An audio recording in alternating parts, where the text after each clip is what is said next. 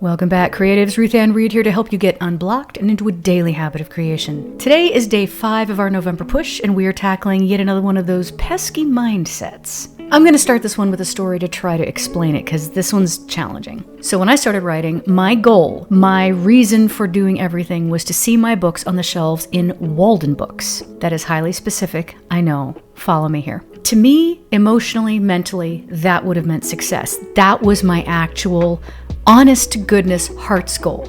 So when Walden Books went out of business, I kind of felt like part of me died. Lateral move, I changed it to Borders Books. Like, all right, if I can get my stuff in there, that will be success. Wah wah, it's gone too. One thing led to another. I ended up going indie, which I'm very glad that I did.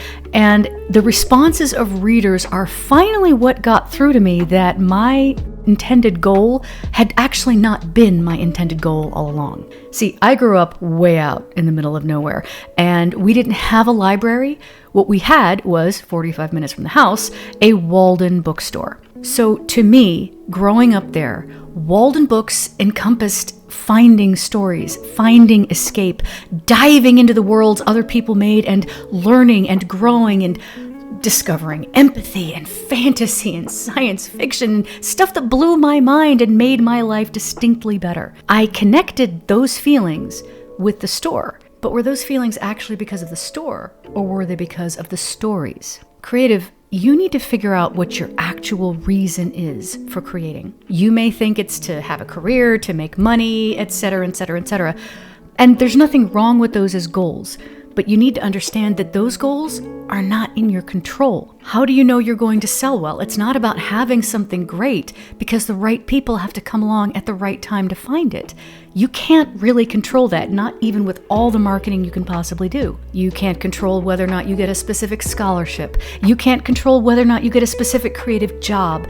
Those things depend on other people, on market, on economy, all kinds of things that have nothing to do with you because you don't steer them. The key to understanding your actual why is this. No matter what happens in the industry, no matter what happens with technology, your why is inviolable. It cannot be destroyed, and it cannot be taken away from you. What did I really want to give readers? I wanted to give them joy and wordplay that I loved. I wanted to give them stories, the way stories lifted me out of the muck and gave me hope and gave me escape. And I already said escape, but escape is a big part of it. That's my logo, for crying out loud.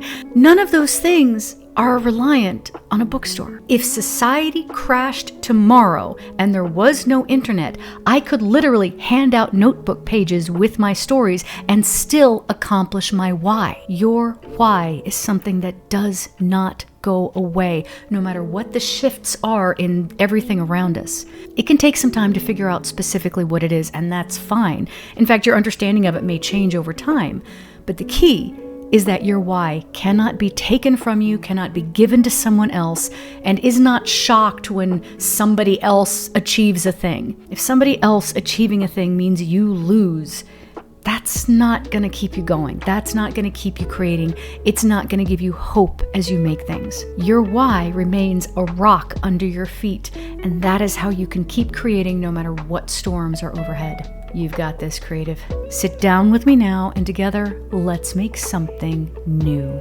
Thanks so much for watching. The world tries to tell you that your worth as a creative comes down to how much money you make, and that is a lie. I do these videos every day because I need that reminder, and so do you. I hope you make something today. I'll see you on the written page.